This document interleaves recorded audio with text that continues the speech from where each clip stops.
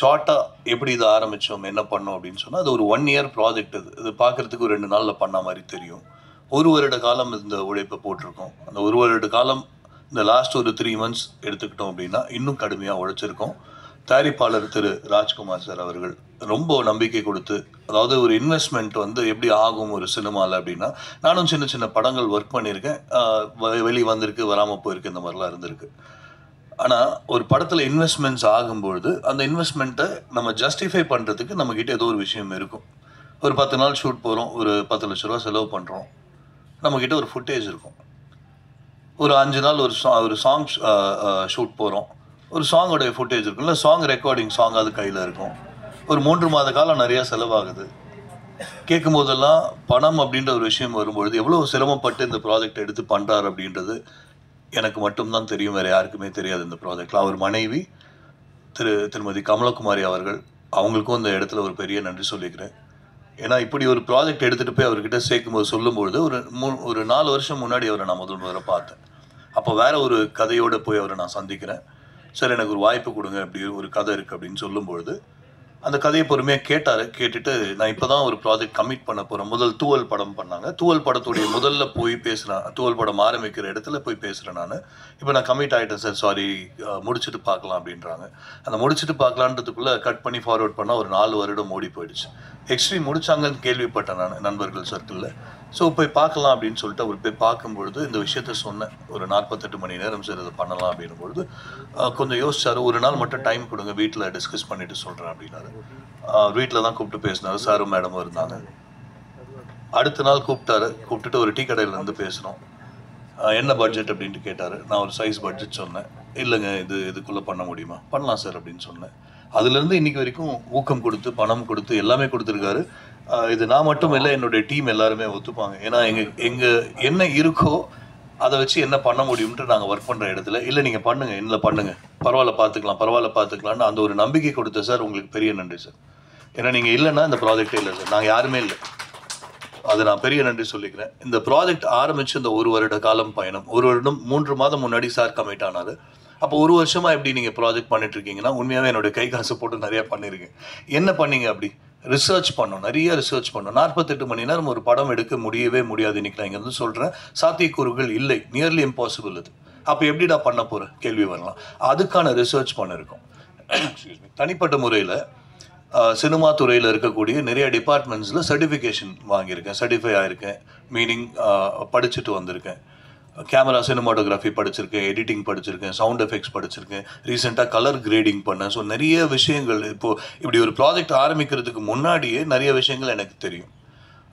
நிறைய இறைவன்றது நான் சொல்கிறது இறைசக்தி, மேலே இருக்கிற ஒரு இறைசக்தி, அதுக்கு உருவம் கொடுக்கல. அந்த இறைசக்தி நிறைய மல்டி டேலண்ட்டை கொடுத்தது எனக்கு. கவிதை எழுதுவேன், பாட்டு பாடுவேன். நிறைய பேர், அதாவது ரகுமான் சார் தவிர்த்துட்டு 2000லேருந்து 2005க்குள்ளே பார்த்தீங்கன்னா எல்லா மியூசிக் டைரக்டர்ஸையும் பார்த்துட்டேன்.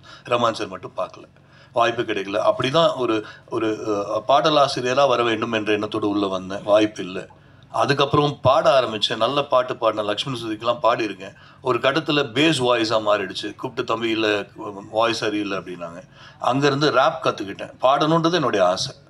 ஸோ ரேப் சிங்கராக கொஞ்ச காலம் அதில் இருந்தேன். என்னுடைய அந்த பிக்கை அப்படின்ற அந்த ஒரு அடைமொழி பார்த்தீங்கன்னா அதுதான் என்னுடைய ரேப் ஹிப்ஹாப்பில் வந்த ஒரு அடைமொழி அது. ஸோ அங்கேருந்து அப்படியே அந்த பயணம் ஆரம்பித்து வரும்போது நிறைய படங்கள் என்ன பண்ணுறதுன்னே ஒரு கன்ஃபியூஷன். மீடியாக்குள்ளே வந்துட்டேன், ஐடியில் இருந்தேன், 2010 வரைக்கும் ஐடியில் இருந்தேன். ரிசைன் பண்ணிட்டு பக்கம் வந்தாச்சு, குழப்பமாக இருந்தது. சரி, முதல்ல சர்டிஃபை பண்ணிப்போம், நம்மளை நாமே தயார் பண்ணிப்போம் அப்படின்னு சொல்லிட்டு படிக்க ஆரம்பித்தோம். ஒளிப்பதிவு, படத்தொகுப்பு, இது மாதிரி எல்லாத்தையுமே ஓரளவுக்கு பேசிக்ஸ் தாண்டி. இப்போ ஒரு டைரக்டர் கம்யூனிகேட் பண்ணும்பொழுது ஒரு பேசிக் லெவலில் சொல்ல முடியும். எனக்கு இந்த ஷாட் வேணும். இப்போ டெக்னிக்கலாக பேசணுன்னா கேமராமேன் கிட்ட எனக்கு ஒரு மிட் வைங்க, லாங் வைங்க, அதுதான் எங்களால் சொல்ல முடியும். பட் அதை தாண்டி உள்ளே என்ன ஃப்ரேம் நீங்கள் பண்ண போகிறீங்க, ஃப்ரேமிங் எப்படி இருக்க போகுது, லைட்டிங் எப்படி இருக்க போகுது, இதெல்லாமே கொஞ்சம் இன்டெப்த்தாக நான் அவங்க கூட டிஸ்கஸ் பண்ணிகிட்டு இருக்கேன். இதே தான் எல்லா டிபார்ட்மெண்ட்ஸ்லையுமே எடுத்துக்கிட்டிங்கன்னா, சவுண்ட் எஃபெக்ட்ஸ் அப்படின்னு எடுத்துக்கும்போது எப்படி அந்த சவுண்ட் எஃபெக்ட்ஸ் பண்ண முடியும். ஸோ இந்த ஒரு ஐடியா கேதர் பண்ணுறதுக்கு எனக்கு இந்த ஒரு வருட காலம் ஆச்சு.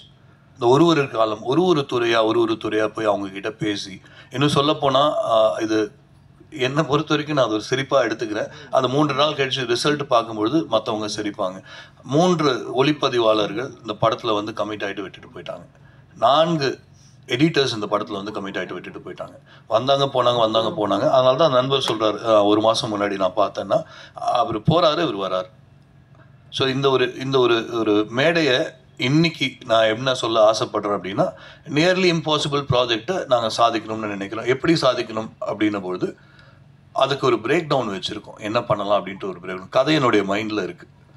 ப்ராம்ப்டிங் மெத்தடில் போகலாம் அப்படின்ட்டு இருக்கும். ஸ்கிரிப்ட் எழுதி அதை நடிகர்கள்கிட்ட கொடுத்து அதை படிக்க வச்சு அதுக்கெல்லாம் டைம் கிடையாது. கதை முழுக்க ஒரு 4-5 மாதமாக நானும் என்னுடைய டைரக்ஷன் டீம் அங்கே இருக்கிற அத்தனை பேருமே உதவி இயக்குனர்கள் அவங்களுக்கும் ஒரு பெரிய நன்றி சொல்கிறேன். ஏன்னா இரவு பகல் நாங்கள் தூங்கியே சில காலம் ஆகுது. நேற்றையும் நாங்கள் தூங்கலை, முந்தா நேற்று தூங்கலை, சாப்பிடல. என்னோட சேர்ந்து ட்ராவல் பண்ணிட்டு இருக்கிற மொத்த டீம் அவங்களுடைய துணையோட இந்த ஒரு 3-4 மாதமாக அந்த கதையை எடுத்து அந்த கதையை மைண்டில் ஓட்டி டெய்லியும் நாங்கள் அந்த கதையோடைய டயலாகை ப்ராக்டிஸ் பண்ண இப்போ மைண்டில் எனக்கு ரெக்கார்ட் ஆகிடுச்சு. இப்போ நாளைக்கு நான் 3 மணிக்கு ஆரம்பிக்கும் போது பேப்பர் ஸ்கிரிப்ட்லாம் இல்லை, ஒரு அவுட்லைன் எழுதிப்பேன். ஒன்லைன் ஆர்டர்னு சொல்லுவோம். ஒரு சீனோட ஷார்ட் டிஸ்கிரிப்ஷன் அது போல் எழுதிட்டு ப்ராம்ப்டிங் கொடுக்க போகிறேன். அந்த ப்ராம்ப்டிங்கை லைவ் டப்பிங் போக டைம் கிடையாது. அப்போ டப்புக்கு பதிலாக என்ன பண்ணலான்னா, சரி நம்ம ஸ்பாட் மைக் போவோம், பூம் மைக் போட்டு எடுப்போன்ட்டு ஒரு ஐடியாவில் வந்திருக்கும். பூம் மைக்கில் எக்ஸ்டர்னல் நாய்ஸ் வந்தால் என்ன பண்ணலாம், சரி அதுக்கு சில சாஃப்ட்வேர்ஸ் போட்டு ஒர்க் பண்ணலாம். சவுண்ட் இன்ஜினியர் கிட்ட பேசினேன். எக்ஸ்டர்னல் நாய்ஸ் வருது, இப்போ ஆட்டோ போகுது, சில சவுண்ட்ஸ்லாம் இருக்குது, என்ன பண்ண முடியும். சரி அவர் கொஞ்சம் ஐடியா பண்ணார், இதெல்லாம் பண்ண அதெல்லாம் சொல்ல கொஞ்சம் இதெல்லாம் ரிலாக்ஸ் பண்ண முடியும், கொஞ்சம் கட் பண்ணிக்க முடியும். சரி ஓகே. அதுக்கு அடுத்து கேமரா முக்கியமான விஷயம். ஏன்னா இப்போ சார் சொன்ன மாதிரி எல்லா படத்துக்குமே உயிர் நாடி கேமரான்னும் பொழுது இந்த ப்ராஜெக்டில் 100/100 கேமரா மட்டும்தான்.